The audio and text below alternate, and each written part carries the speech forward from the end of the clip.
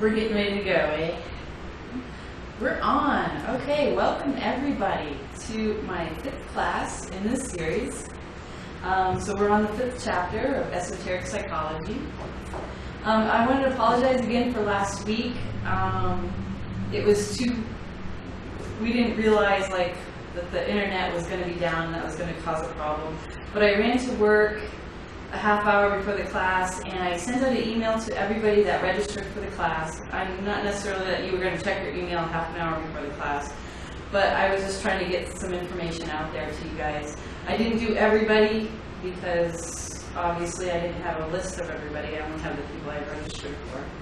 And as another thing I want to do for people that have registered for this class, I want to give you a little extra bonus. I keep all my PowerPoint presentations. If anybody that's registered would like a copy of my PowerPoint presentation, send me an email and I'll email it to you. Just the PowerPoints, any of the classes I've done so far. If you just want to look and get those definitions or just get a better understanding. Mostly everything's in Zane's words, of course. But if you want that, just send me an email at Yvette@light.org and I will send you a copy of my PowerPoint presentation for y'all. So, okay, so on to class, chapter 5, why repression is not morality. And I just want to give a warning out to everyone. We are going to be talking, if you've read the book, you'll know that Zane talks about, sex and desire and sexual desire. And so we're going to have a little bit of discussion about that. So if anybody gets offended with that kind of conversation, then skip the class for today and come next week. Because I really do not mean to offend anybody, but I'm willing to discuss this topic because it's all a part of our lives. And Zane was willing to talk about it too, so I think it's something we should talk about. Appropriate, exactly. Yes. So, and with that, on to my PowerPoint presentation. Okay. So, this is from allydog.com. You can see the definition of repression. What Freud says is that when we have memories, impulses, desires, and thoughts that are too difficult or unacceptable to deal with, we unconsciously exclude them from our consciousness. Some people like to say we push them down from our consciousness to our unconsciousness. This is similar to the word suppression, with one key difference. Suppression is a conscious exclusion or pushing down of these painful memories, thoughts, desires, etc.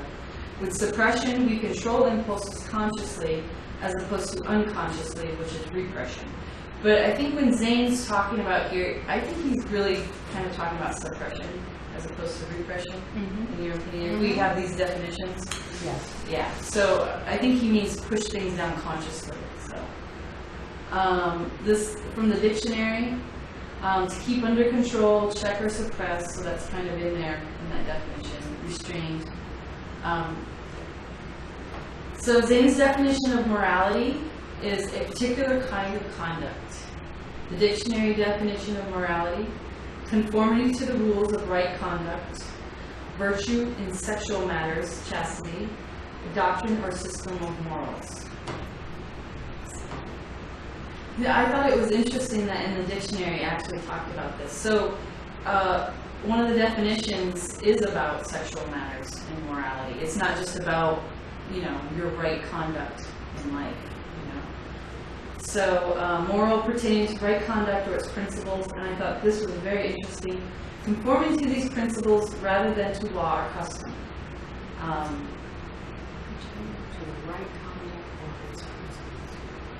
So that means pertaining to your own concept of right? Yes. So that's... Yes. Okay. So you have to have your own set of principles and you conform to those principles rather than to what the law says. Exactly. Or what custom dictates right. Or allows. Right. Because you think about it, have you heard about in Africa, the women, they go through the female... Oh, yes. Oh, yes. Where they're mutilated? Yes. Yes. Female mutilation, they call it. Yeah. And it really is. It is a little bit different than, male circumcision. Oh, yes. Female circumcision is a lot. I saw videos on it. I took anthropology. That was my major in college. We looked at it. We studied it. And even though that's a custom and they believe in it deeply as an initiation for women, there are women within those cultures that don't believe it's right for them. And so that is actually their own personal morals. Exactly. Because even though their whole society dictates that is the right thing to do, some women choose not to. They have to go underground and get away from it to not do it. Exactly. But, Yeah. so that's your own personal moral. And you're not going necessarily by law or custom. Exactly. So I kind of really like that definition. Yeah, I like that too. Moral. Yes. Can I make a suggestion? Sure. If you move a little closer in, I can get a lot of the screen while you're talking about it and pointing at the words and stuff. But I can't read it. Okay. And I don't have any notes for it. I have to read it. I can kind of come in a little bit, but I'm going to be like this. So. This is also about moral reasoning from allydog.com. Moral reasoning is the process of determining right or wrong in a given situation. According to the American psychologist Lawrence Kohlberg, people develop through 3 levels of moral reasoning as needed by situations they encounter. The lowest level of development involves making decisions of morality based on the prospect of punishment. In other words, by trying to avoid getting punished. At the second level, a person perceives an absolute right and wrong and believes the law is the judgment of morality. A person has reached the highest level when they make moral choices based on social contracts or unspoken agreements to behave a certain way, and when they can generalize ethical principles beyond their own interests. This is a more abstract type of reasoning and not one based on simple ideas such as trying to avoid punishment. So I kind of like this as 3 levels. The second level is based on whatever's the law of the land is kind of what you do. Yes. Like if it's not illegal, then it's okay to do it. And that is a mid-level, right? The higher level is when your own personal ethical choices, morals, dictates how you're going to act, not just by what's legal and what's not legal. I hate to bring up this very controversial subject, No, bring it up. but abortion is exactly that. Yes. If you think about abortion, Abortion is good. abortion is a good example in our culture because our culture says it's legal. Yes. And some people think that because it's legal, it's moral. Right. Right. Because it's That's been made exactly legal. The government says it's legal, so therefore it must be moral. However, there are some people that claim or believe that abortion, even though it's legal, is still immoral to them, so they choose not to have an abortion. Right. Based on their own moral parameters. Exactly. And that's a great example. Yeah. A great example of that. Perfect. Well, Thank you. do I get an A? Yes, you can make a today. Okay, so back to Zane's original statement. I just kind of broke it down a little bit. Therefore, Zane is saying that repression, suppressing or keeping under control sexual desires, is not the same thing as morality, right conduct, virtue, and sexual matters. So just because you can repress something doesn't mean that you're moral. I don't know. Because I think if you want to act on something, you just don't have the opportunity or there's social barriers. I don't know if that makes you a moral person. I don't know. I mean... Yeah, I would have a little difficulty with that because you may just be waiting for the right opportunity to express whatever it is your desire is. You may not be able to do it because you're shy, or because whatever your desire is, it's perhaps not acceptable to the community at large. Right. Or maybe it's not even acceptable to you, to the person who's grappling with that idea. Yeah, and so maybe that's really not repression. Maybe that's just, I don't know, what you would call it, like on the fence or something. Yeah. Like, in my opinion, morality is like, you're going to do it because you really believe in it, that's right for you. Right. Right. as opposed to repressing something because society all says it's wrong. So you repress it, even though if you had the opportunity to know who's going to find out, you would do it. Yes. That's right. Okay. That's something different, I think. Repression, suppressing something is not the same thing. Okay. It's morality, right? Yeah, right. He never comes really back to this statement, but through the whole chapter, he's kind of explaining it in his own way. If you've read his books, you'll understand. He just kind of explains what he can. These little statements here. Okay, so biologically speaking, desires and their energies, tension energy, are much older than morality. A person's conduct, moral or otherwise, is the product of energies directed and released by desires. A person who acts with moral conduct, therefore, must generate more desire energy directed toward that moral conduct, rather than desire energy directed toward other conduct. So that biologically speaking, he's talking about like our past as supposedly cavemen, which Biologically speaking, like morality came with civilization. Oh, yeah. Is what he's kind of saying. Okay. Whereas we had desire energy way back biologically. Any comprehensive knowledge of how morality can be attained, therefore, must reveal just what line of conduct is truly moral, how desires can be established that have at their command enough energy to overcome the opposite desires, and how desires can be established that will be released in the direction toward that moral conduct. Just what line of conduct is truly moral, he doesn't even go into it in this chapter. He kind of touches on it, but we don't really even get into that. He mostly talks about building up enough energy in the direction that you want your desires to go towards, and then having it directed in that way. like sublimating? Yes, sublimation. Yeah, sublimation. Yes. And so that's mostly what this chapter is going to be about. He says that this is talked about in another lesson. So,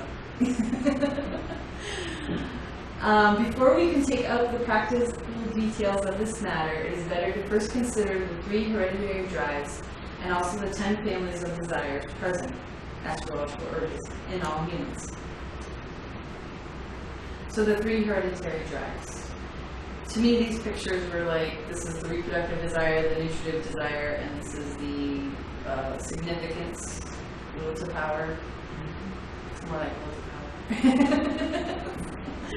Alright, so more definitions. So Zane's definition of drives is desires which are so strong that their energies cannot be repressed or held in check, but are sure to find an outlet through some type of channel.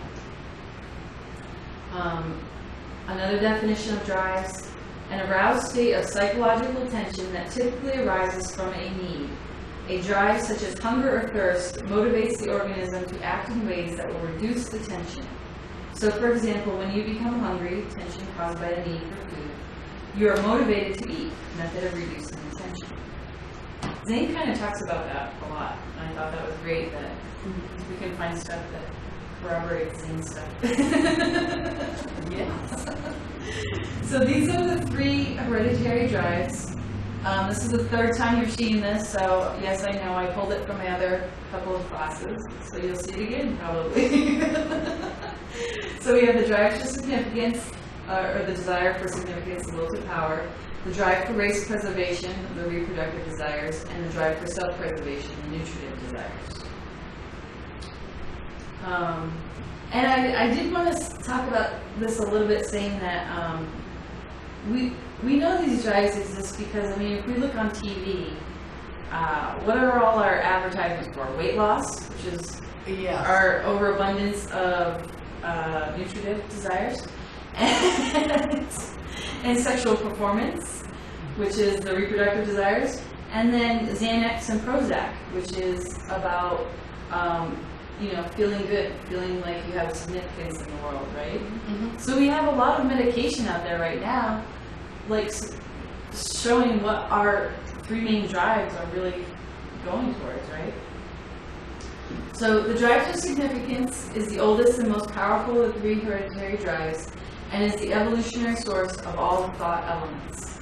The struggle to survive and the urge to be something is the oldest and strongest urge and is called the drive for significance. This drive, desire for significance, gives rise to two primeval desires of opposite polarity.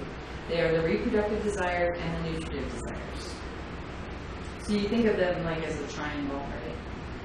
The top being the drive for significance, and the other two being polarities of the other two. So the two primeval desires are not thought elements, but they are a still more primitive factor of which all thought elements are built upon. Example, the protons and electrons in an atom are the building blocks of which all elements of matter are composed of. Just as reproductive desires and nutritive desires are the building blocks of which all thought elements of the thought cells are composed of. So does that kind of make sense? You got the protons and neutrons, they're positive and negative. And then Zane is saying that you got the positive and the negative are the building blocks of the thought cells as well. Okay, no, the positive and the negative being what? The reproductive is the... Here is the next slide. Okay. Yeah, reproductive desire is the positive polarity desire and attains significance by expressing outside of the form or self. It manifests as the tendency to perpetuate the race or in the desire to perform some creative work, which is in race preservation. The nutritive desire is a negative polarity desire and attains significance by expressing inside of the form by adding something to the self. It manifests as giving rise to all those activities that go towards self-preservation, which in turn gives opportunity for significance. So we have to stay alive to find out what our purpose is, right? We do have to eat. Unfortunately, we have to eat and drink and sleep too. Yes. That's part. Yes, and all those things get in my way. You're trying to do the creative work. Yeah, You're trying to do creative activity. Yeah. Do I really have to eat 3 times a day? Yeah. It takes so much time to eat and sleep. I know. All that meal preparation. Right? I'm agreeing with you there. I don't. In various combinations of different proportions, these two primitive mental factors, nutritive desires and reproductive desires, have gone into making up the 10 thought elements which are more specialized. That is, just as there are chemical elements which combine to form the protoplasm of the physical cells in the body, so there are mental elements which combine to form the psychoplasm of which the thought cells of the actual body are composed. So when he keeps talking about mental elements, and we've never talked about it before in this whole book, but of course, hopefully everybody knows that he's talking about the thought cells, thought elements, right? Mental elements. But I always get caught up because he starts using different terms, and if you're reading fast, you're thinking you're just talking about something else, but he's not. That's what I always get confused about. So each element of the 10 families contains both the simpler mental factors, the nutritive and reproductive desires, but in different proportions. And we're going to go through all the 10 families and the proportions of these desires. When discussing the nutritive desire, we will call it the desire for self-preservation, and we will call the reproductive desire the desire for race preservation. Let us now consider briefly how such elements have been formed. So this is just kind of a diagram. You start with the desire for significance, and this branches off into positive and negative polarities that you need. And these combine in various forms to get all of these elements that we attribute to the different planets. So let's start with the power elements, the sun. How does that show up, Barb, on the camera? Is that really, really dark on the picture? Yeah, pretty dark. Can you read power elements, the sun? I can read it just barely. Okay. So if they get it all blown up, I don't know if they can see it or not. Well, can you see the whole slide? Yeah. Oh, okay. All right. So the power elements, the sun. The dynamic stellar structure in the astral body, the thought cells of which are chiefly composed of these power elements, is mapped in the birth chart by the sun. The oldest of all desires is the desire to survive and to be something. It is the driving force behind every soul which impels it to struggle on, ever striving, even though blindly, to fulfill the destiny mapped for it by its ego. This desire for significance is the most deep-seated of all desires, and experiments in psychology demonstrate that. The soul will relinquish any other conception, even giving up physical survival of that of the offspring, sooner than relinquish the belief that it has some importance in the scheme of things. So in other words, he's saying the soul believes there is purpose to its existence. And then Zane says that this belief is grounded and set forth in lesson number 56 of Esoteric Psychology. I was kind of curious about this. Does this make sense to you? Yes. It does? Okay. Yes. In other words, let me just read it again. The soul will relinquish any other conception, even giving up physical survival, Or that of the offspring. The offspring part I can't relate to. Yes. But I can relate to the fact that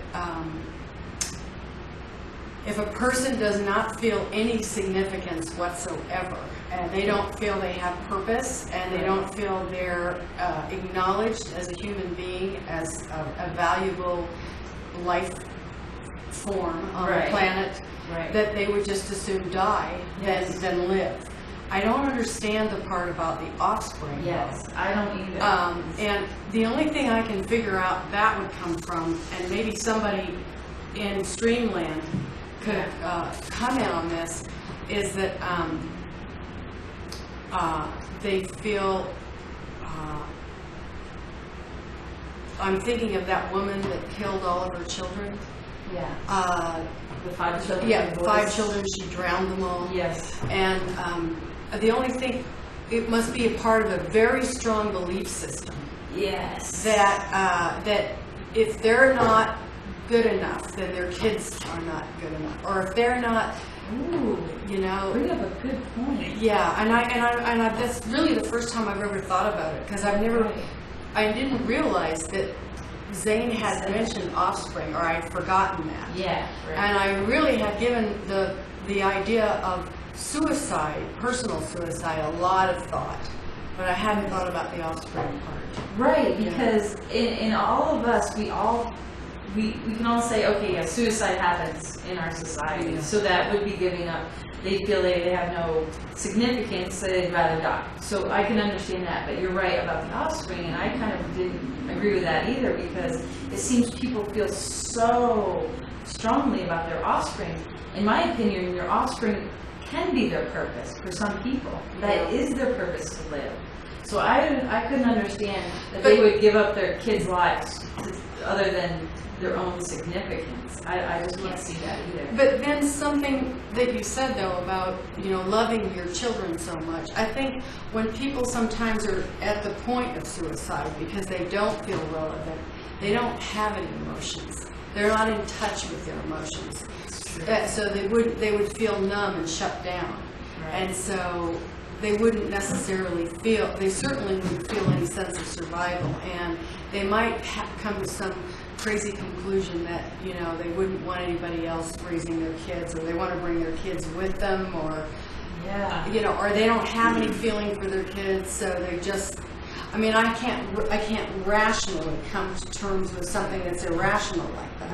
Right. But one thing I'm sure of, I think I'm sure of, is that if a person is suicidal, they don't have their emotional response would not be normal. Right. Their thinking processes have been detached from their emotions. They're not feeling that love, which a lot of people can feel for a child. They just ultimate love, you know. They might be totally so shut down that they shouldn't feel it. Yeah. Right. Yeah, and we've heard stories about a father killing all his children and his wife and then himself. So obviously, maybe that can happen. Yes, and it does. Sure. So yeah, I don't know for what reason.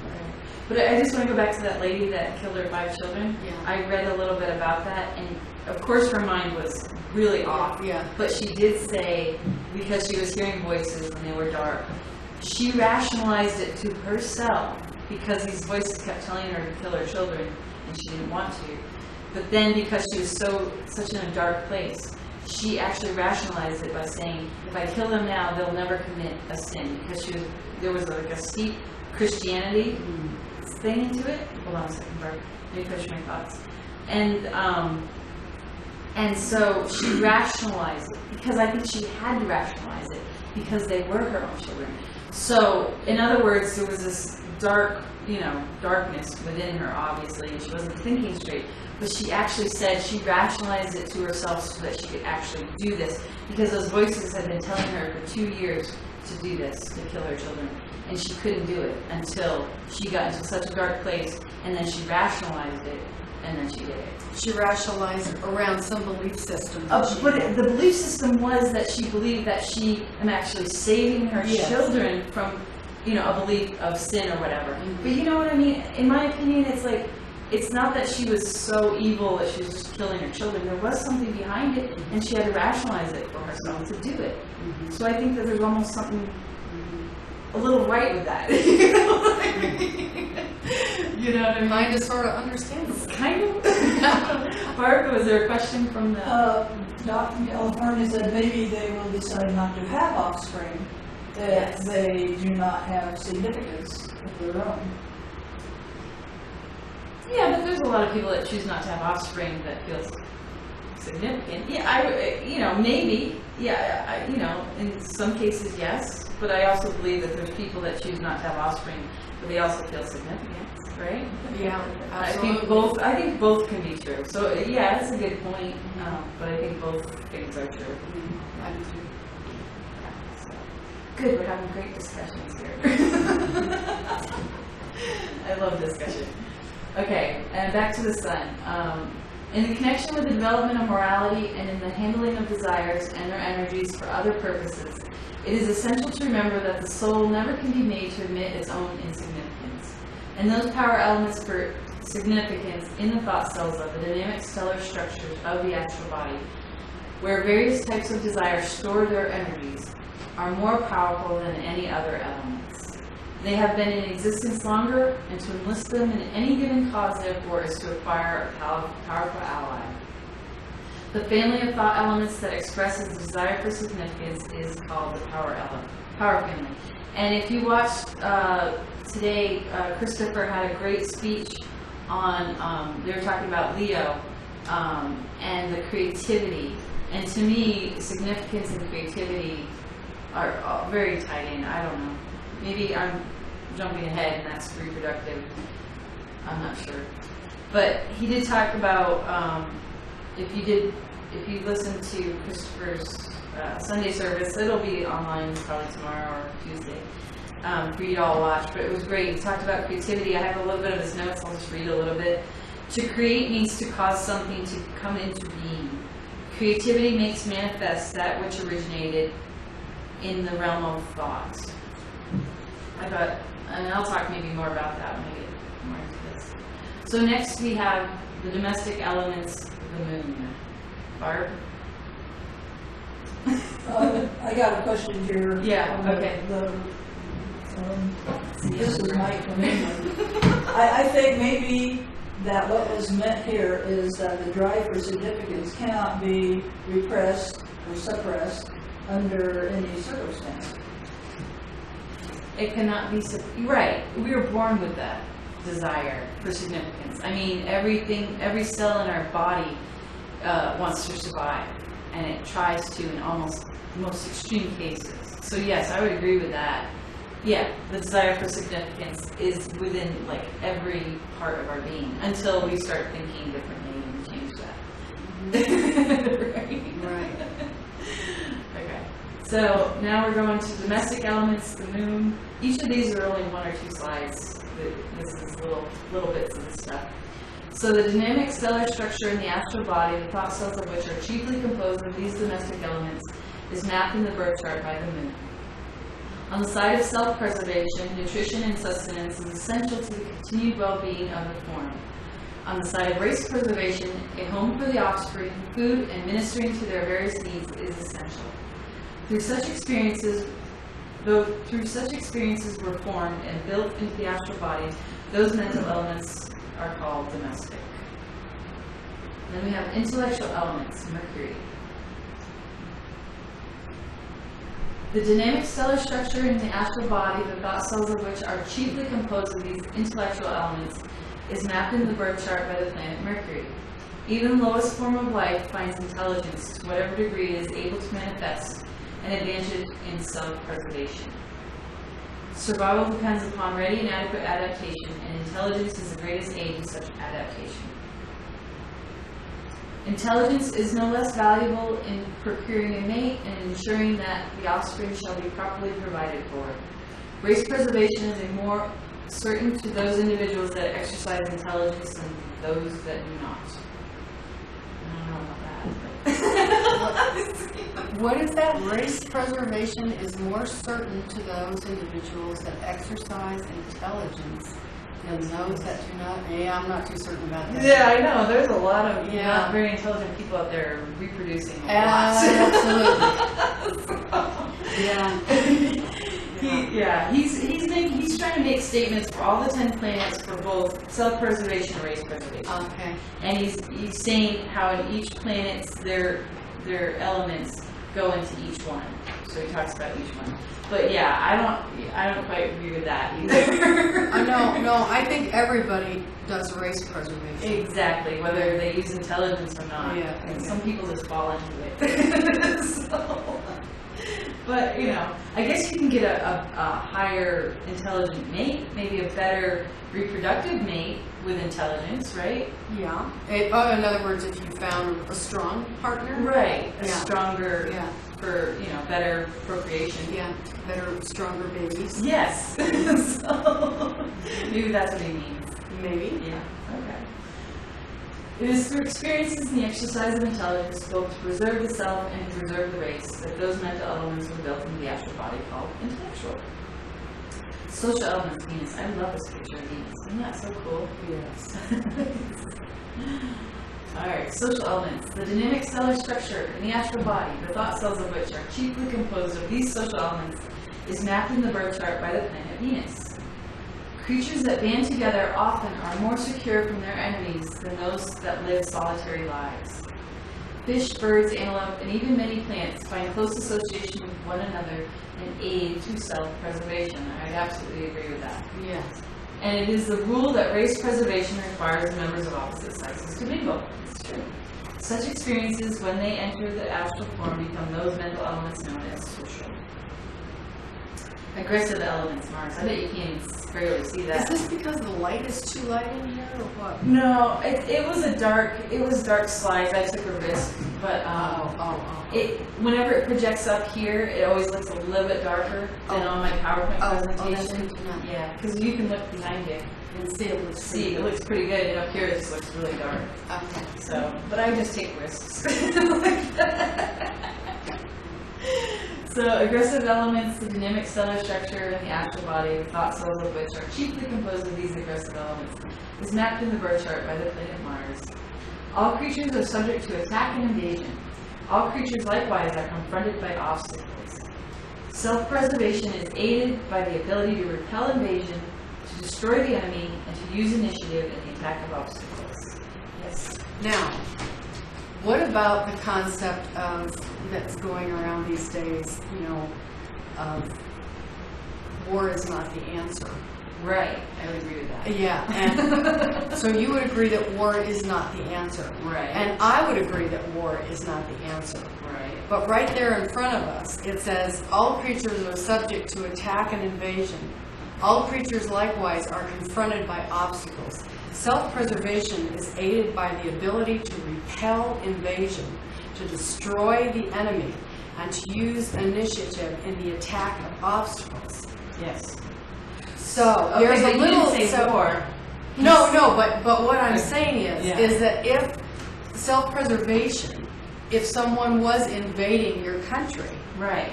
you would have to repel that invader. Yes. Right. And that may mean going to war with that person. I agree. Yeah. Okay, good. Then we agree. Yeah, no, I absolutely agree with you because I've thought of that too because, we always say, we all want peace and this and that, but what if peace is dictated by one lone dictator who has a really bad hand? There's always a Peace isn't renegade. always the answer. Right. Obviously, there's always things. And I think this is just about aggression, being able to, you know, and I've had that in my life where when do I say, no, I don't need to have this conflict, or when do I actually have to stand my ground, have the conflict because I need to resolve something and I need to be aggressive in it. Exactly. You know? And that's everyone has to grapple with that. Exactly. And I think to grow our character, we have to learn how to control our aggressive nature, because human beings are aggressive. Everyone is aggressive to some point. And if you push a certain button, or if you, and so part of, you know, I think the strength card shows us that with the lion and the beautiful lady holding the lion. You know, that animal, that reptilian brain that we have, that just wants to punch somebody in the nose if they cut you off, or, you know, say something that's offensive. Right. That's when the lovely character, you know, the frontal lobe character, gently holds the mouth of the lion's mouth closed. And that's something we all grapple with to become decent human beings. Yeah. But we all need the aggressive ability when we need to. When we need to, because there will always be somebody that could hurt us, or, you know, in some ways. And sometimes that is the answer. I mean, I remember the monks in Tibet. I mean, they're peaceful monks. They're just practicing their religion. And they are being, like, just the temples are just being eradicated. Yeah. And they're being dispersed. And these are the most peaceful people. I bet they have major conflict going on because they need to protest. I mean, I'm sure they want to peacefully protest, and I think they've been doing it for a long time, years. And they're still getting nowhere, and they're not getting any press, and they're still being abolished. So in those cases, you know, I don't know what the answer is either, but you know, at some point, you need to fight against when something is so wrong in that situation, you know. And we need that Mars every now and then. So the ability to defeat an opponent in a struggle to secure a mate, see, to me, that's like struggle to secure a mate. That's really ancient. That's ancient stuff. You know? That's caveman stuff. Right. The courage to battle for the welfare of offspring, and the initiative to face difficulties for the sake of progeny, all are aids to race preservation. It is through such experiences in combat and construction and in destruction, and in the courageous attack upon obstacles, that those mental elements were built into the astral body called aggressive. So in other words, we need all these 10 elements within us that are ruled by these planets. That we can see their elements ruled by these planets. Religious elements, Jupiter. The dynamic stellar structure in the astral body, the thought cells of which are chiefly composed of these religious elements, is mapped in the birth chart by the planet Jupiter. The confidence of the members of a group that their wise and more experienced leaders will provide for emergencies, and that they need only to have faith in their leadership, is a decided aid to self-preservation. As is also the spirit of tolerance and good fellowship, which prevents destructive strife from being a constant menace. So that's self-preservation. In race preservation, the confidence of the young that their parents will provide for their needs, and that the parents should be obeyed because they are benevolent and wise. Well, you know, make sure they are benevolent and wise before you obey them blindly. Is an aid to race preservation. It is through experiences with such faith and good fellowship and the effort to seek the favor of others and of the ruling authority that those mental elements were built into the astral body called religious. The safety element, Saturn. I love that picture. And that's really dark too. I still love it. It came out pretty good. Oh, good. I mean, you can at least figure out what it is. Because Saturn to me is a good planet. I like my Saturn in my chart. It helps me, it gives me my structure, and there's no other structure. So it's one thing, it gives me structure in life, and I need it. The dynamic stellar structure in the astral body, the thought cells of which are chiefly composed of these safety elements, is mapped in the birth chart by the planet Saturn. All life forms are beset with dangers. The ability to escape from enemies, to avoid harmful conditions, and to provide for security is essential if the individual is to survive. Thus, safety elements are necessary to aid in self-preservation. The young also need to be kept away from enemies and from destructive conditions. providing security for the young as a necessary asset to race preservation. And it is through experiences which have sought the escape from danger and the attainment of security that those mental elements are built into the astral body called safety. Yes, question? Comment. Okay. Renee from Canada says, protecting the weak is where our Mars energy expresses the best. Oh, that's a good one, Renee. Protecting the what? Protecting the weak. Oh, yes. That is a great expression of Mars energy. Like, we still need that aggression, but it's to help somebody else. And that's wonderful. the highest expression of Mars is defense, actually. Highest defense. I love that. Yeah, it's defense. That's great.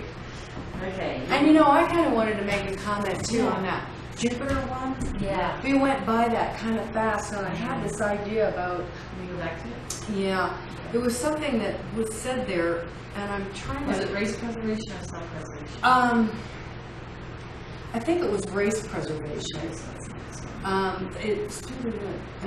It is through experiences with such faith and such good fellowship and the effort to seek the favor of others in a ruling authority that those mental elements were built into the astral body called religious. And it makes me wonder, you know, I've often wondered if I was raised Catholic, really strict Catholic. Okay. And then there was a point where I decided that that wasn't really what I needed to do, and I needed to explore some other areas. And I've always found myself involved in, you know, some sort of spiritual growth. But I wonder if I didn't have my moon in the 9th house in Pisces, and if I wasn't a Sagittarius, you know, and if I wasn't raised Catholic, would people without any kind of formal religion, in other words, why are they good? Right. I mean, what makes them good? What makes them act in a decent, kind, loving way, rather than in a cruel, hateful, vengeful way, without some kind of faith? And would they do that? I mean, I wonder. You know, you think about the Lord of the Flies, and these little kids on an island with no parental guidance. It's like, what would But humans? that's a story. We don't know for sure, and that's why I love reality TV and movies based on reality, because to me, that's a guy that thought something, and maybe it might have been in psychology books, but is it true? Barbara, are you still on there? I'm so directing So wrapped up. I'm so sorry, but I was listening to Allie, and I was like, wow. But really, I mean, and you make a good point, because I think that's why the reality shows are so popular. Yes. Is because this is where we get a chance to see how humans really are. And not something from somebody's brain, a story. It's not scripted, it's not rehearsed. It's real people doing real things in real situations, and they are put in situations that are irritating. You know, they've got a bunch of people shoved in a house for a summer, and they can't get out. You know, and they're with these people they can't stand. Or it's that truth or beauty thing where, you know, the pretty people are put in these situations where they're given a chance to be helpful, and sometimes they are, and sometimes they're not, depending on how tense they are.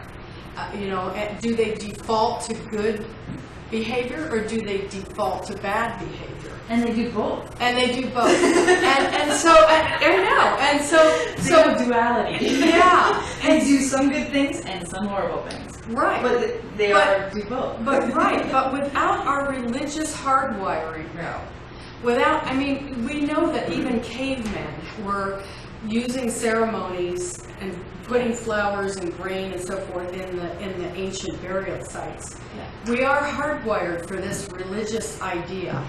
And if we don't express it, it's kind of like the reproductive thing. Right. If we're hardwired for reproduction, and if we don't reproduce, then we sublimate that energy somewhere else. Right. And if we don't have a religious upbringing per se, like any of the Orthodox religions, atheists. atheists started a group. Is there something pertains to this part? Okay, go ahead, say it. Neil from St. Louis says perhaps religious is the wrong word. Perhaps it should just be spiritual religious. Okay, yeah, but I understand, but I know what Allie is saying. And religious, yes, you're right. In my opinion, too, it should be spiritual because that is more encompassing than just religious, which to me sounds like dogma, and you have to go to church and you have to do this. Which I think, you know, that's useful for some. It is. For some people. Yeah. But I think Zane is talking about religious because he really talks about like there is a structure to the religion, and in Jupiter, because we went through this with Vegas class one time, and we talked about that. And Paul and Vicki were here, I think, and they said, I think Zane really is talking about religious goodwill feelings toward another. And I guess that is spiritual. I don't know what I'm trying to say. But I did want to go back to what you were talking about, Allie, that there was a group of atheists in the 70s, and they created their own group. And they said, just because we're atheists and we absolutely we do not believe in God at all, it doesn't mean we're going to be out there killing people, murdering, robbing, raping, pillaging. And it's true. There are a lot of atheists out there who are scientists who don't have that will or desire just because they're atheists to go out and murder, rape, and pillage. And it is, in my opinion, I think that's very interesting. I would like to know why. Because it's part of us. It doesn't matter if it's prominent in your chart or not, if you weren't even exposed to it, that it is in your element. It is in your psychological makeup. That in general, unless you have the horrible things happen to you as a child, and then you reach out and you rage and you have vengeance, then you're going to do those things. In most general people, if they have loving home environments and they don't have traumatic, drastic things happening to them, in general, even if they don't believe in God or spiritual beliefs, or they don't want to go to any kind of spiritual thing, they just want to live their lives, do their thing day to day, go to work, have children, whatever, they still have it in them to just want to be good. So they default to good. So humans, they kind of do. Yeah. I mean, we don't know. Can we summarize that then and say humans? I think so. Some people don't believe that. Humans default to good. I think it depends on how you're raised, actually. Alice Marie San Diego says humanism is a form of atheism, and they have a strong moral code. Yeah. Right. Well, I'm glad to hear that. Yeah. You know what else is wonderful to hear? This kind of goes on with our safety elements here, the planet Saturn, which I love. I listened to this on the late night radio program that I listened to. There was a person on there who actually studied very traumatic events like 9/11, plane crashes, and this and that. And she interviews these people that actually went through these. And we see all these movies, but again, those are stories, and those for dramatic effect. What she discovered is that people usually never act like that in the movies when there is a disaster. In 9/11, people organized and came down the stairs in organization, and they had stopped. And I remember hearing interviews about this. People stopped on the stairwell, and they knew the buildings were blowing up. And yet they organizedly fashion came down. And this person, this researcher, was being interviewed, and she said, actually what happens is, to survive, you really need other people. You can't do it alone. So you see it in so many movies that people are out for themselves when the disaster happens and traumatic things. And people really don't do that. And that's what I find so fascinating, the difference between movies and stories and Lord of the Flies and the reality. Let's actually take kids, put them on an island. Well, we can't, But actually, they did it. They did a show with kids. And here, right here in New Mexico. In New Mexico. Right. And they did that little study. Mm-hmm. And those kids didn't go crazy and run wild. Yeah. They actually did pretty well. They did pretty well. There were a couple of kids that were little renegades, and they had to be taken care of. Right. And the kids took care of them. Isn't that wonderful? Yeah, it was wonderful. It was right out here at Rancho Alegre. Yes. I think I knew a guy that actually worked on that. And he said he had to be offset because almost all adults had to be offset off the set and stay away from them because the kids would come up and act. So I think that's a wonderful experiment because then you really get to see, and you don't get with all this pop culture with, that's pop culture, that's the way it must be. No, I think we're getting brainwashed into those beliefs and it's not really there. So back with Uranus, individualistic elements. So I don't think I have to read this. We get this whole thing, planet Uranus. It's the same sentence, it's just a different planet. And I'm going to read here. Conditions are in a state of constant flux.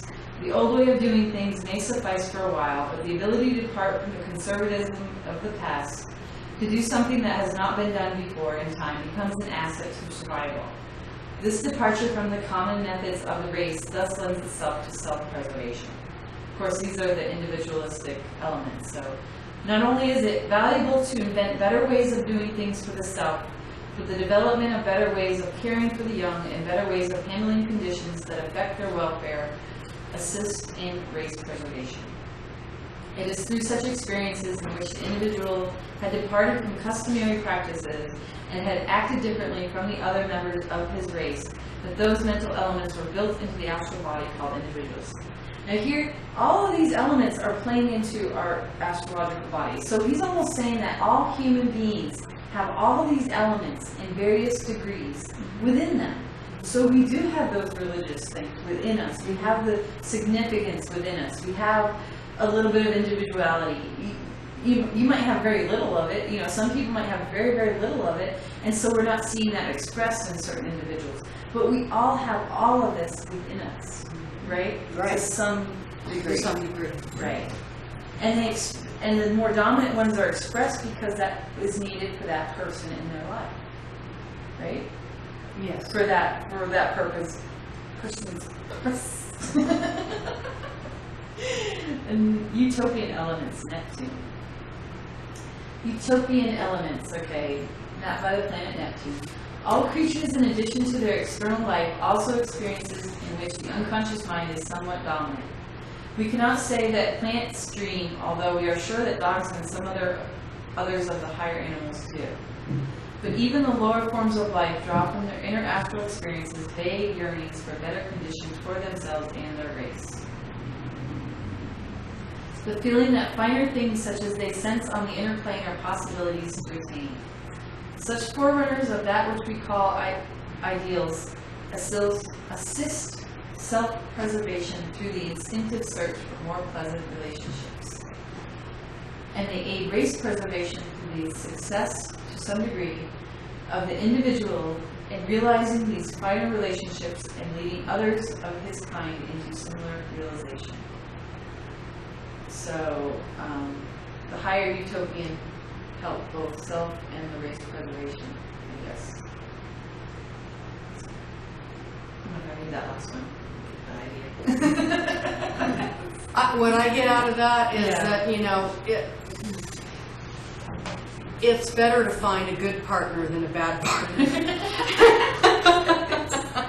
Because, if people stay together, they have a tendency to, their children are happier and the family unit is happier, and you stay together because you pick the right partner, not the wrong partner. So, right. Yeah, I think a lot of people have trouble with that these days. But, picking the right partner. Now, do you think that it pertains to the utopian elements, like being that you both kind of have the higher spiritual values, and that might help you to stay together if you have those higher spiritual values? Yeah, and I think, like Meg pointed out, in a successful marriage, you have to have an attraction to them first of all, right? And then you have to the mind has to be pretty much on par. The mental the mental exchange has to be stimulating enough. And the last and most important is that their spiritual beliefs are the same. And so those are the three elements that are really helpful in keeping a marriage together and sound. Well, that's the three elements of us. Physical, mental, and spiritual. Yeah, That's exactly. 3 elements of our whole body, our whole being. So if you can connect with somebody on those 3 levels, that would make a perfect fit, right? Yes. But oftentimes we're either, physically right and spiritually right, but not mentally, and that creates problems. Or we're mentally there, but not physically or spiritually. And so we can have great conversations, but nothing else. And then you can have a great physical and nothing else, and you have that. Then eventually you don't have a great physical. Right? And then the other kinds start falling away, so. Right? Yeah. Alright, so universal welfare elements, Pluto. Isn't that a cool picture? Very nice. So these are the things mapped by Pluto. Cooperation between the individuals of a species helps all to survive and thus assists self-preservation. Through cooperative effort in which specialization of parts and division of labor are possible, we gain the highest types of organizations. The human body is such an organization of cells and organs. A modern industrial plant attains mass production with possibilities of low costs and high wages through such cooperative effort. Social insects, such as ants and bees, are outstanding examples of the spirit of cooperation. Absolutely. Cooperation as that which gives advantages to all and helps the young as well as the adults is an aid to race preservation. It is through experiences in which cooperation of some kind has been practiced that those mental elements were built into the astral body called universal welfare urges. That's to me, that's like the best planet next to Saturn. Oops. Oh yeah. Look at that. That's an artwork, I think, in England. Isn't that awesome? That is wonderful. I've actually been to the Tate Museum, and there was a different display, but it looks like the same. It looks like the Tate Museum. Oh, this is awesome. Okay, this is a subheading in the book. It's on page 140, but nobody cares. Now we're going to talk about the thought cells and what goes into the thought cells and to making the thought cells. And I have a diagram on the next one. So in one thought cell, think of a regular human physical cell. Think of all the things that go into the physical human cell. There's mitochondria, there's protoplasm, there's the nucleus, there's all those elements. There's a membrane. So just think of all those things that go into a physical cell. So these are the things that go into the astral, mental, stellar cells. So we have the 3 hereditary drives, then we have the 10 astrological elements we just went through in the various ways, and then we have experiences, and then we have thoughts and feelings. These are all elements. Oops. This is what I want to show. I'll go back to the other side. These are all elements that go into making up the thought cells. And then attached to the thought cells are feelings, the conditioning energy from the experiences. And then thought cells combine and form thought structures, like a bunch of liver cells go into making the whole liver, right? So that's what that is. And then thought structures are formed in 2 different ways, and I'll go back into that. But let me go back to this. And are thought structures the same thing as thought forms, which he uses all the time? Thought forms. I think when he talks about thought forms, he's actually talking about the astral body. Because when he says form, he means like body. Okay. So you mean like other thought form entities on the astral plane? Is that what you mean? I guess I want to know what, and you might get to it, what is a thought structure? Is that a thought form? No, I think a thought structure is part of your physical, like the liver is part of your physical body, and it has a function. And all the liver cells are in the liver, right? And they do their job to help your whole physical body. So I think you have an astral body, and then you have different thought structures that do perform different functions for the whole astral body, your whole mental body. Okay. Form. So think of your astral body as your whole regular physical body, just in the astral world. Okay. And then there's different organs and there's structures. And that's the thought structure. Those are the thought structures. Okay, I got you. Yep. So. And this is a definition of desires. I guess I wanted to come down here. The thought elements are the experiences. Feelings is conditioning energy. Desires are energies in a state of tension within the thought structures, so that think of it like a bigger thought cells going into a bigger structure. Yes, okay. Yeah. Of the astral body. Think of desire as an energy that is stored in the thought cells and thought structures, building up tension, waiting for the potential energy to be released and become kinetic, active energy in a desired direction. So that's what like a desire is. It's like a tension within them to do their function. I think of it as like, you know, anything in a regular physical self, because that's the only thing we can relate to. It's the physical world, and we have to relate it to that, you know, the astral. So, oops. There we go. All right. So, experiences make up thought elements that go into creating the thought cells, which combine and form thought structures which make up the astral body. Okay. Accompanying all experiences and feeling is conditioning energy, which also goes into making up the thought cells. So again,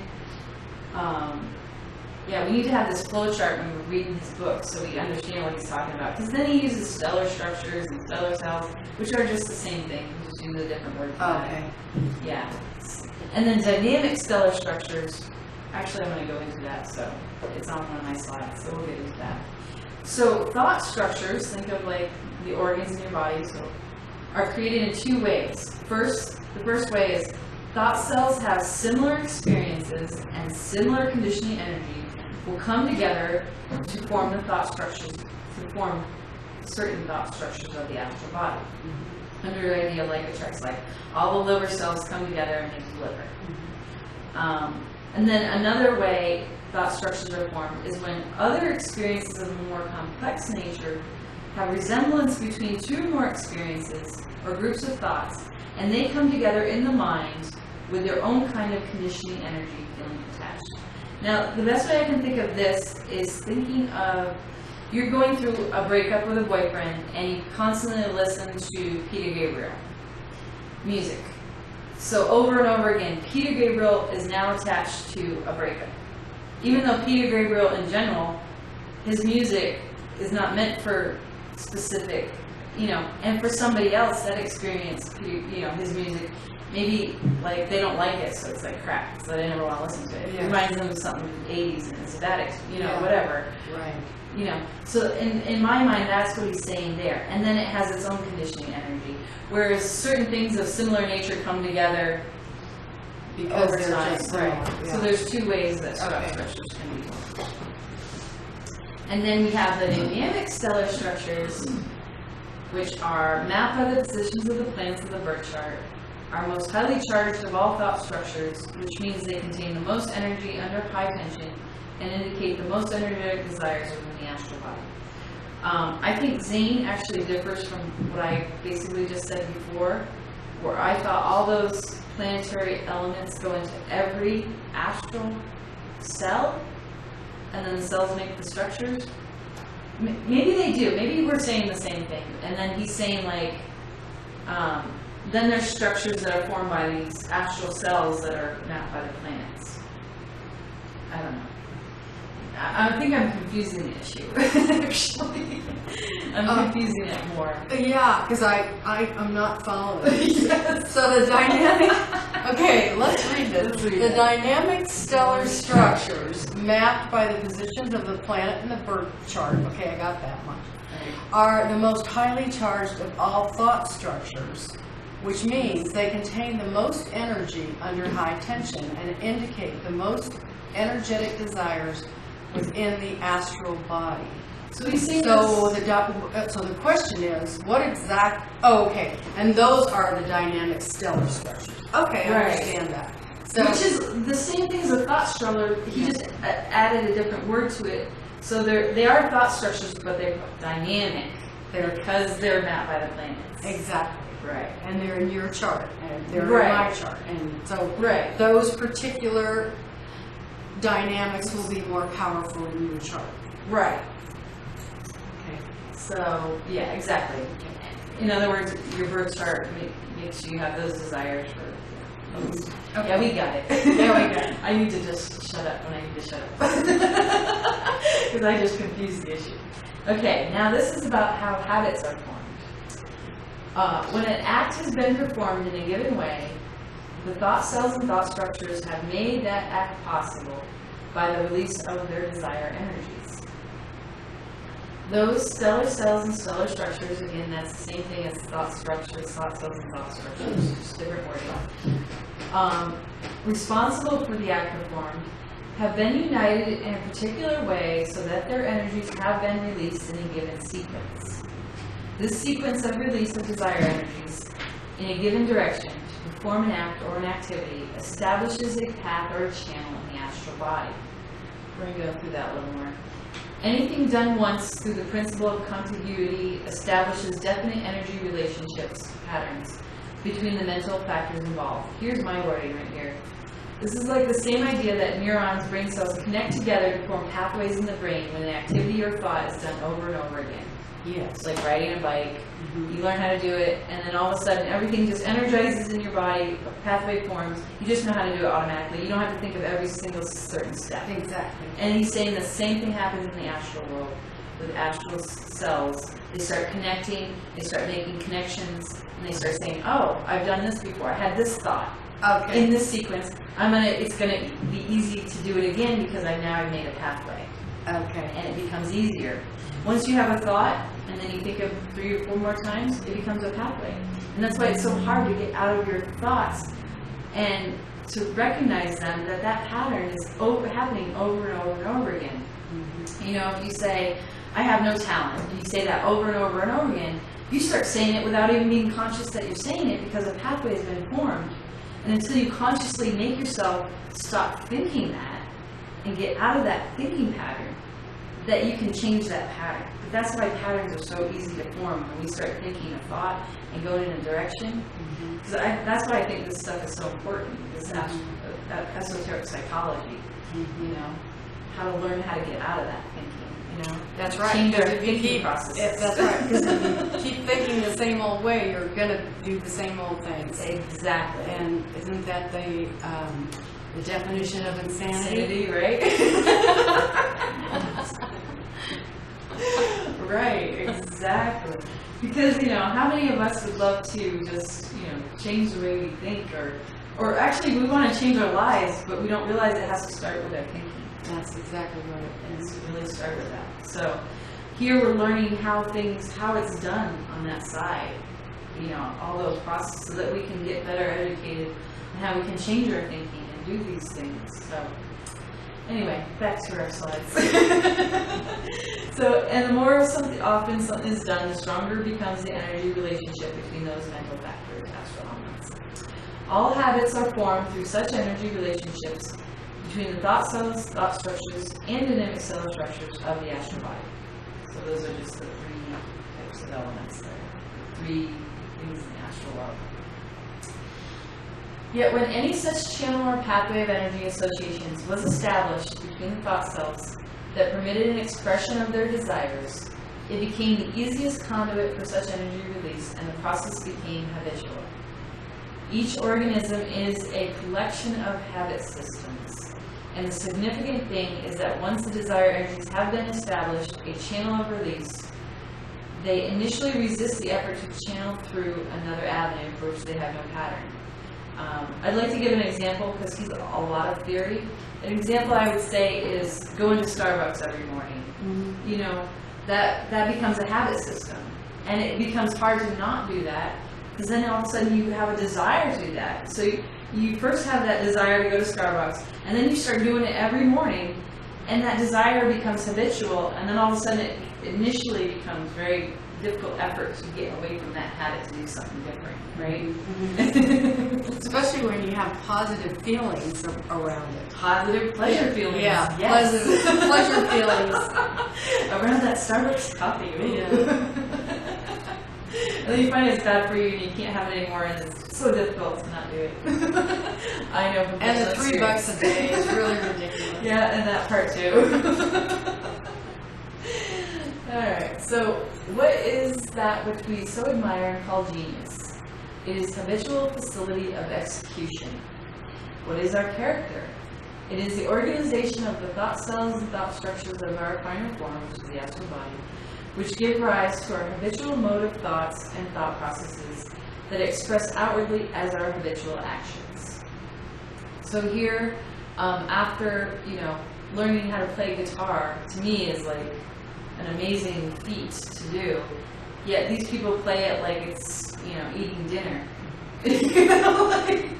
And they become very good at it, and they're so creative. And then Mikhail Baryshnikov, and the dancing, they don't have to think about every movement. It just becomes part of them, It becomes a habit system for them. So, do you think that difficult music could be played if the conscious volition must be directed to each little action? Certainly not. Each little movement is learned separately, and the thought cells responsible for those movements are associated with other thought cells governing other movements.